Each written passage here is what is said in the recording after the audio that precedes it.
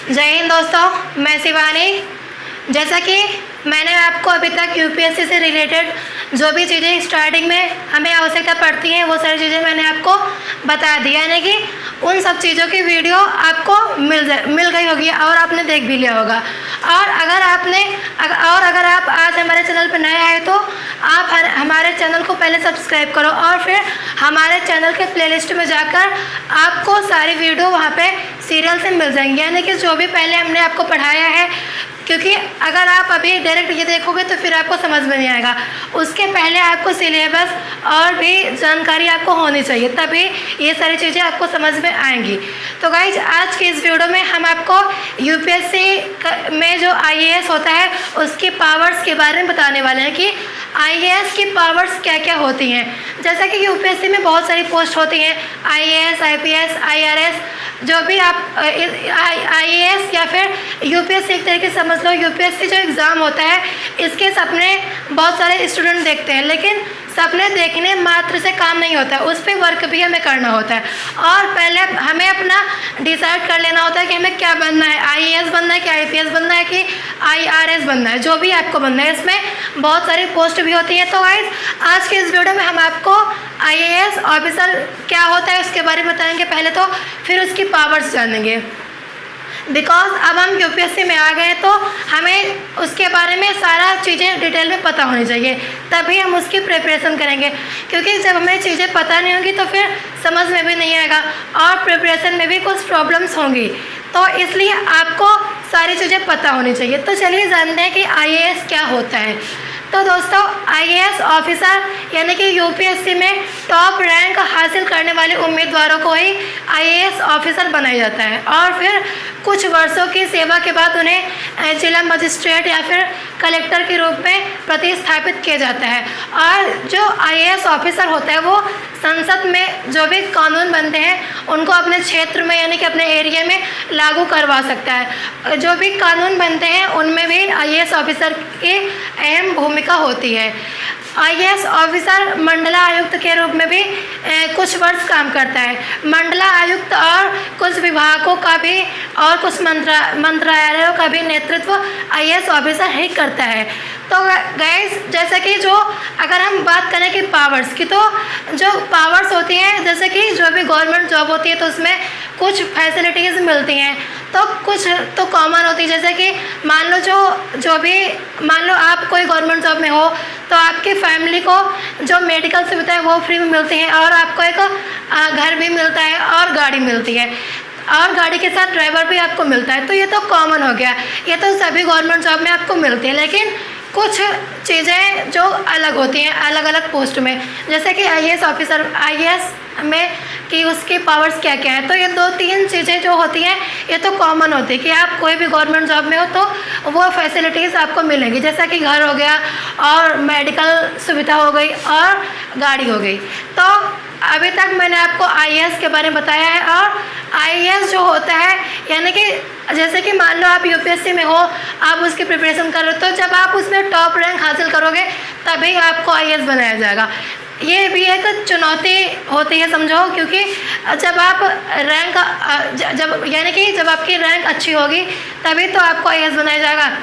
अगर मान लो आप इंटरव्यू से बाहर हो जाओगे यानी कि आपकी रैंक अच्छी नहीं हो तो फिर आपको जीरो से स्टार्टिंग करनी होगी, यानी कि प्रिपरेशन जो हमें करनी है वो फिर जीरो से करनी है, यानी कि स्टार्टिंग से। मान लो आपका इंटरव्यू नहीं निकल पाया, कुछ अंकों से आपका प्रीलिम्स भी निकल गया, मेंस भी निकल गया, तो आप ये ना सोचो कि हमें फिर तो इंटरव्यू ही निकालना, नहीं, फिर आपको फिर जीरो से प्रिपरेशन करनी पड़ेगी, यानी कि स्टेप बाय स्टेप। पहले प्रीलिम्स, फिर आपको देना पड़ेगा दोबारा मेंस भी और इंटरव्यू भी। तो चलिए जानते हैं कि आईएएस ऑफिसर की पावर्स क्या क्या होती हैं। तो जैसे कि मैंने आपको कुछ जो कॉमन फैसिलिटीज़ होती है वो मैंने आपको बता दी है। तो अब पार्टिकुलर आईएएस ऑफिसर की ही पावर्स क्या होती है वो हम जानेंगे। तो आईएएस ऑफिसर अपने ज़िले के अंतर्गत काम कर रहे हैं तहसीलदार, प्रभारी तहसीलदार, तहसीलदार के अंतर्गत ही प्रभारी तहसीलदार भी आता है, और आंगनबाड़ी पर्यवेक्षक यानी आंगनबाड़ी में जो भी होते हैं कर्मचारी, और नर्स, कलेक्ट्रेट में काम कर रहे बाबू, पंचायत सचिव को भी निलंबित कर सकते हैं। यानी कि जो आईएएस ऑफिसर होता है उसके पास निलंबित करने का भी अधिकार होता है। आईएएस ऑफिसर को बहुत ही ज़्यादा अधिकार दिए जाते हैं। वह एक तरीके से सरकार और जनता के बीच बहुत ही महत्वपूर्ण कड़ी के रूप में कार्य करता है।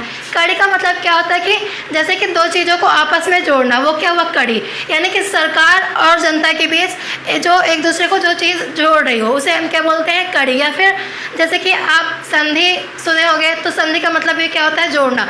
तो वैसा ही कड़ी का मतलब होता है एक दूसरे से यानी कि कनेक्शन होता है, जो भी जोड़ना, वही हुआ कड़ी।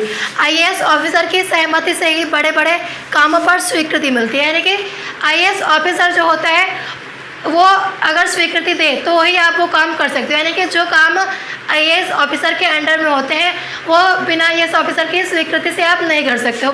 जैसे कि मान लो आपको कोई कॉन्ट्रैक्ट ही साइन करवाना है, यानी कि आपको कोई कॉन्ट्रैक्ट करना है, तो वो भी आईएएस ऑफिसर की ही सहमति से ही होता है। क्योंकि जो बड़े बड़े कॉन्ट्रैक्ट होते हैं उनका भी जो देख रेख करता है, यानी कि जो उन्हें स्वीकृति प्रदान करता है, वो आईएएस ऑफिसर ही करता है।